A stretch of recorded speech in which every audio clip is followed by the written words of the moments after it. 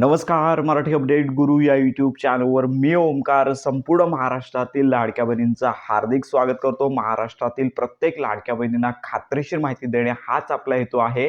आपण मागील काही व्हिडिओमध्ये सांगत होतो की मुख्यमंत्री माझी लाडकी बहीण योजनेअंतर्गत ज्या लाडक्या बहिणींना मार्चचा हप्ता आलेला नव्हता आणि त्याचबरोबर एप्रिलचा हप्ता आलेला नाही आहे आणि केवळ मार्चचाच हप्ता आलेला आहे, अशा लाडक्या बहिणींना काही मोठ्या सोशल मीडियावरती म्हणजेच मोठे न्यूज चॅनल आहे तर या ठिकाणी सांगण्यात आलं होतं की जिल्हा स्तरावरती KYCची प्रोसेस सुरू झालेली आहे. जवळच्या म्हणजेच जिल्ह्याच ठिकाणी असणाऱ्या महिला बालविकास विभाग या ठिकाणी भेट द्या, कागदपत्रे घेऊन जा, अशा प्रकारची बातमी येत होती.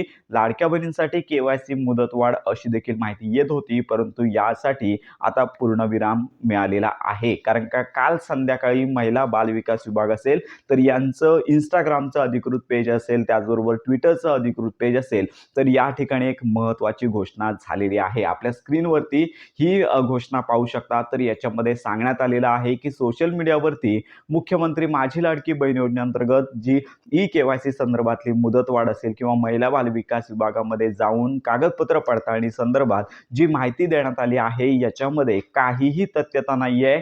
संपूर्ण माहिती खोटी असल्याची बातमी महिला बालविकास विभागाअंतर्गत देण्यात आलेली आहे. म्हणजेच आपण सांगत होतो की KYC संदर्भात जोपर्यंत शासकीय सूचना देणारा GR किंवा नोटीस येत नाहीये तोपर्यंत अशा कुठल्याच बातमीवरती विश्वास ठेवू नये, असं आपण लाडक्या बहिणींना सांगतच होतो. म्हणजेच काय की अजून कोणत्याही प्रकारची KYC किंवा कागदपत्र पडताळणीसाठी मुदतवाढ झालेली नाही, ही आताची महत्त्वाची बाब आहे. आणि आता राहिला प्रश्न की मुख्यमंत्री माझी लाडकी बहीण योजनेअंतर्गत ज्या लाडक्या बहिणींना मार्चचा हप्ता आलेला आहे त्यांना एप्रिलचा हप्ता येणं बाकी आहे आणि ज्या लाडक्या बहिणी पात्र असून देखील ज्यांना हप्तेच आले नाहीये त्यांचं काय. तर आपण सांगू इच्छितो की 70 लाख 60 लाख अपात्रतेची संख्या ही देखील सोशल मीडियावरतूनच प्रसिद्ध करण्यात आलेली आहे. अजून अपात्रतेसंदर्भात महाराष्ट्र शासन असेल, मंत्री आदित्य तटकरे असतील, मुख्यमंत्री उपमुख्यमंत्री यांचे मार्फत अजून कोणतीच घोषणा झालेली नाहीये. त्यामुळे लाडक्या बहिणींना थोडी प्रतीक्षा करायची आहे, कारण का अजून फक्त मार्चचा हप्ता काही लाडक्या बहिणींना आलेला आहे, त्यांना एप्रिलचा लाभ मिळणं बाकी आहे.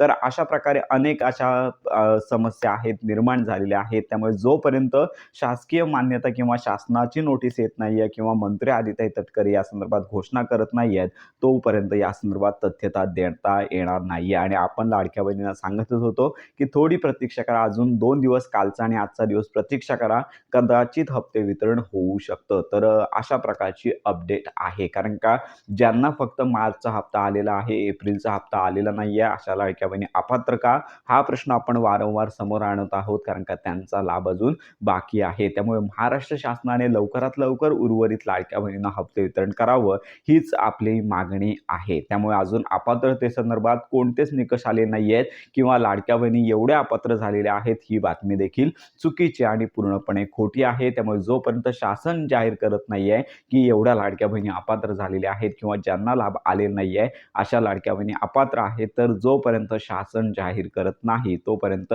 या संदर्भात तथ्यता कुठल्याच बातमीवरती देता येणार नाहीये. आणि आता राहिला प्रश्न हप्ते वितरणाचा, तर शासनाने लवकरात लवकर ज्या लाडक्या बहिणींचे हप्ते राहिलेले आहेत ते वितरित करावे आणि त्या संदर्भात शासन निर्णय किंवा तशी नोटीस द्यावी. तर ही या संदर्भात आपण माहिती घेतच आहोत. त्यामुळे सध्या जी सोशल मीडियावरती KYC संदर्भात बातमी आलेली आहे तर कोणत्याही प्रकारची KYC मुदत वाढ झालेली नाही. त्यामुळे ही महत्त्वाची माहिती सर्व लाडक्या बहिणींपर्यंत नक्की शेअर करा.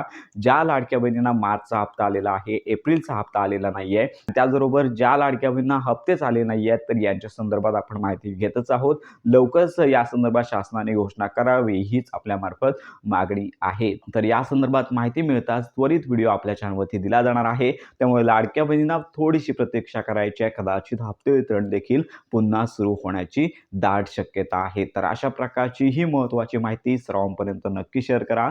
योजनांसंदर्भात खात्रीशीर माहितीसाठी आपल्या मराठी अपडेट गुरु या यूट्यूब चॅनलच्या कनेक्टमध्ये राहा.